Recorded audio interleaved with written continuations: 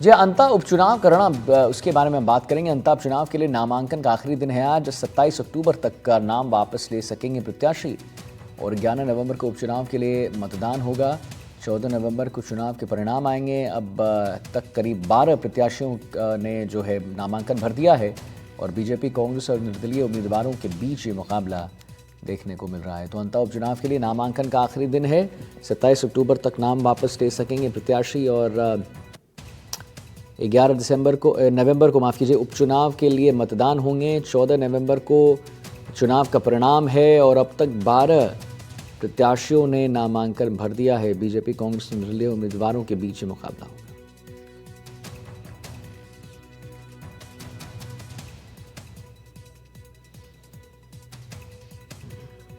तो अंता उपचुनाव के लिए नामांकन का आखिरी दिन, 27 अक्टूबर तक नाम वापस ले सकेंगे प्रत्याशी, जैसा हमने आपको बताया है। और यहाँ पर 11 नवंबर को उपचुनाव का आखिरी दिन है। 14 नवंबर को चुनाव के परिणाम आएंगे और अब तक करीब 12 प्रत्याशियों ने नामांकन भर दिया है।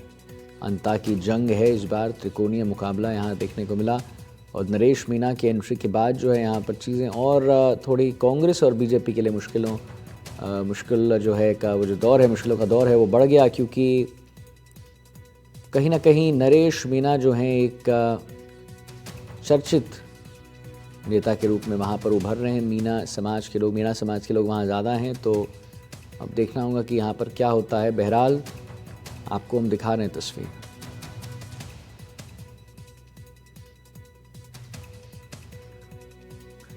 वीरेंद्र और ब्रजेश हमारे संवाददाता लाइव जुड़ गए, इसी पर और जानकारी देंगे। वीरेंद्र, सबसे पहले आपके पास आना चाहूँगा, ज़रा ये बताइए वीरेंद्र कि अंता उपचुनाव में जब अब एंट्री हो गई है नरेश मीणा की, तो कांग्रेस और बीजेपी को कितना इससे नुकसान होगा, पहले तो उसके बारे में आप जानकारी दे दीजिए।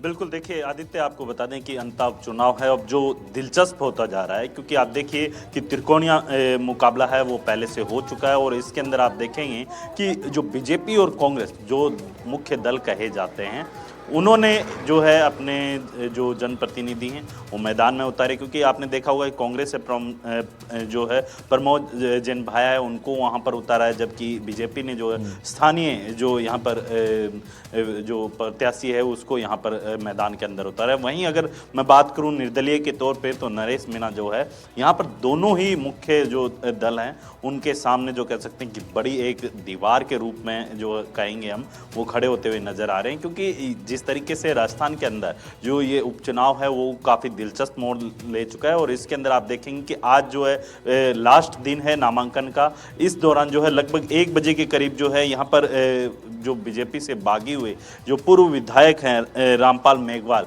जो है आज 1 बजे जो है अपना नामांकन दाखिल करेंगे और इस नामांकन के बाद जो है अब बीजेपी के लिए जो कह सकते हैं कि ये चुनाव है काफ़ी टफ होता हुआ दिखाई दे रहा है। और इसमें बीजेपी को जो यहाँ पर आपने देखा होगा कि जो स्थानीय जो जातीय समीकरण है उनको साधना महत्वपूर्ण है, इसके अलावा जातीय समीकरण साधना काफ़ी महत्वपूर्ण हो जाता है। तो इन सब चीज़ों का तालमेल बिठाना बीजेपी के लिए चुनौती रहेगी। और वहीं अगर मैं बात करूं कांग्रेस की, तो कांग्रेस जो है यहाँ पर अपना जो पूर्व मंत्री रहे हैं प्रमोद जैन भाया, उनको यहाँ पर मैदान में उतारा है और उनके लिए जो कह सकते हैं कि आपने देखा होगा बीजेपी और कांग्रेस पहले से ही आमने सामने थी। यहाँ पर जो तीसरा जो कहेंगे हम प्रत्याशी जो है निर्दलीय के तौर पे नरेश मीणा, वो यहाँ पर जो कह सकते हैं कि आम जनता के बीच में जो है अपने पेट जमाने की कोशिश कर रहे हैं, अपने आप को जो कह सकते हैं कि इस चुनाव के अंदर यहाँ पर ज़्यादा से ज़्यादा लोगों से कनेक्ट होने की कोशिश कर रहे हैं। यानी कुल मिलाकर यहाँ पर जातीय समीकरण को साधने की नरेश मीणा पूरी कोशिश में है।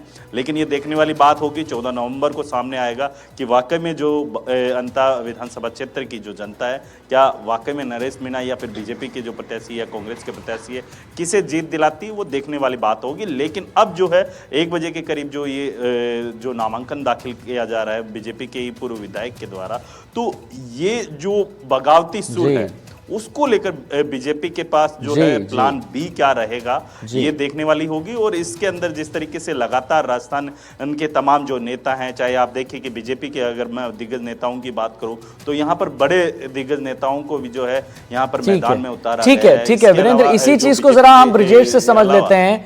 ब्रजेश, जो अभी वीरेंद्र कह रहे हैं उसी के बारे में जरा बताइए। त्रिकोणीय मुकाबला है, कितना यहाँ पर दिलचस्प हो गया है अब, और लोगों का क्या इंक्लिनेशन, रुझान किस तरफ है, जरा उसके बारे में बताइए।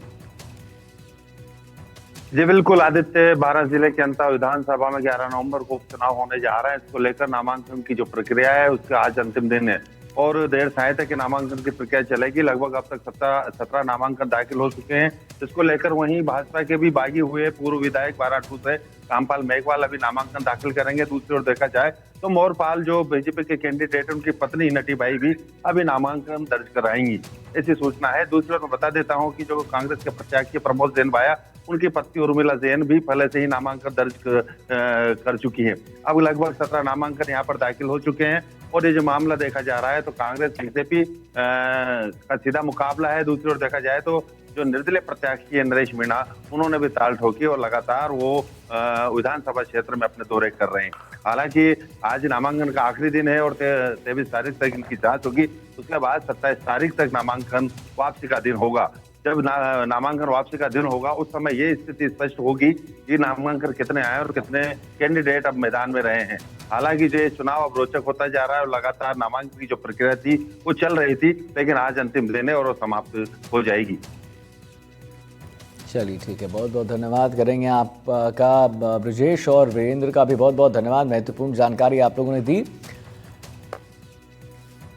अब देखिए, कोटा में कफ सिरप से महिला की मौत मामले में ड्रग्स कंट्रोल विभाग ने त्रिनेत्र मेडिकल स्टोर पर कार्रवाई की है। ड्रग्स कंट्रोल विभाग ने 500 से ज्यादा दवाइयां की बोतल जब्त की है।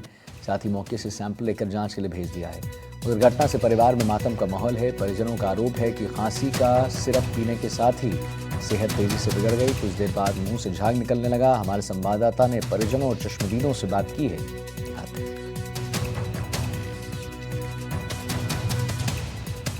कोटा के अजय आहूजा नगर में एक महिला की जो है कफ सिरप पीने से हुई मौत के बाद से लगातार सवाल खड़े हो रहे हैं।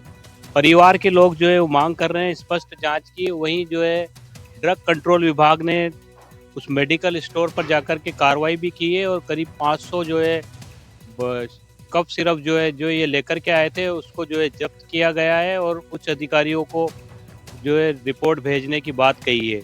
इस वक्त हम घर पर ही है। घर पर गमगीन माहौल है क्योंकि दीपावली का मौका था और उनकी माँ जो है सफाई कर रही थी। इस दौरान ही उनकी तबीयत बिगड़ी और जब फांसी की दवा उन्होंने पी तो उसके बाद में वो लगातार उनकी तबीयत बिगड़ती चली गई। तो परिवार के लोग अस्पताल लेकर पहुंचे, लेकिन वहां पर उनकी इलाज के दौरान मौत हो गई। मेरे साथ उनके परिवार के लोग हैं। जी, क्या हुआ था उस दिन यूँ आता साहब, घर पे सफाई करी थी मम्मी ने, फिर उसके बाद उसको खांसी जुकाम ज़्यादा हो रही थी।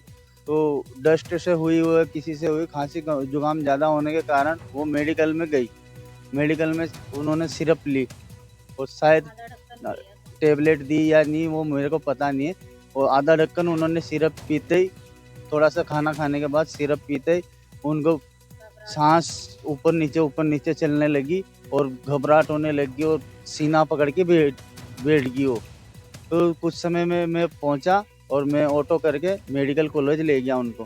तो मेडिकल कॉलेज ले जाते ही वो डॉक्टर के पास उन्होंने एमआरआई वगैरह करी।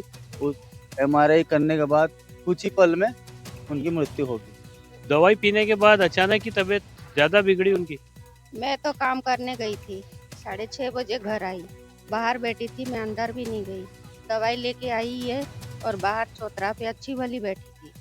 अच्छी वाली बैठने के बाद पानी भी पिया उन्होंने। फिर उसके बाद अंदर गई, अंदर जाके दवाई पी के वो करते करते बाहर आई। मेरे को आवाज़ लगाया उसने, आवाज़ लगाते मैं आई। मैंने कहा हुआ क्या, कि क्या खाया तूने? तो बोला कि ये दवाई पी आई क्या की। नार हिलाने लग गई। फिर मैंने दवाई अंदर से जाके उठा के लाई। मैंने कहा ये पिया था क्या? कि हाँ ऐसे पिया था। उसके बाद घबराहट हो रही है, सांस नीचे नहीं आ रही है, ऐसे कर रही है। तो फिर उसको ऐसे करके फिर मैंने इसको फ़ोन करा, सुभाष को, बेटे को फ़ोन करके ऑटो करके हम अस्पताल लेके गए। मेडिकल पे ले जाते गाड़ी में बैठे हैं और उसकी मुंह में से झाग आ रहा है।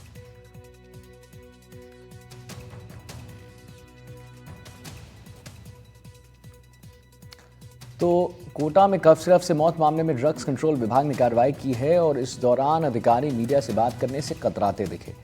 जांच टीम ने सिर्फ इतना ही कहा कि मामले की जानकारी जिलाधिकारियों को दे दी गई है। कार्रवाई के दौरान मौके पर आसपास लोगों की भीड़ जमा हो गई। टीम ने पूरा रिकॉर्ड खंगाला।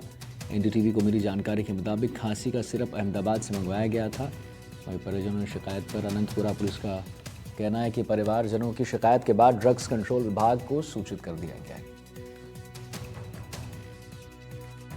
जांच चल रही है और उच्च अधिकारियों को इस पूरे मामले से अवगत करवाया जाएगा। लेकिन जिस तरह का घटनाक्रम हुआ है उसके बाद ड्रग कंट्रोल विभाग भी एक्टिव हुआ है और यहाँ पर जो है आप देख सकते हैं तस्वीरों में, यहाँ पर जो है ड्रग कंट्रोलर देवेंद्र गर्ग के साथ में पूरी टीम यहाँ पर पहुंची है और जो है दवाई को भी चेक किया जा रहा है, लिस्ट किया जा रहा है कि कौन सी दवा थी। अब उच्च अधिकारियों को इस दवा के बारे में जानकारी दी जाएगी। वहीं इस पूरे मामले में पुलिस ने भी जो है ड्रग कंट्रोल विभाग को तमाम सूचना दी है। जो परिवार ने जो शिकायत दी थी उस शिकायत को लेकर के पुलिस ने जो है ड्रग कंट्रोल विभाग को सूचित किया और उसके बाद में यहाँ पर जो है ये जो मेडिकल स्टोर है त्रिनेत्र मेडिकल स्टोर, यहाँ पर जो है टीम पहुंची है ड्रग कंट्रोल विभाग की और कार्रवाई की जा रही है। अब देखना होगा कि किस तरह की कार्रवाई सामने आती है, क्योंकि परिवार की ओर से सीधा आरोप लगाया गया है कि कफ सिरप पीने के बाद ही जो है महिला की मौत हुई थी।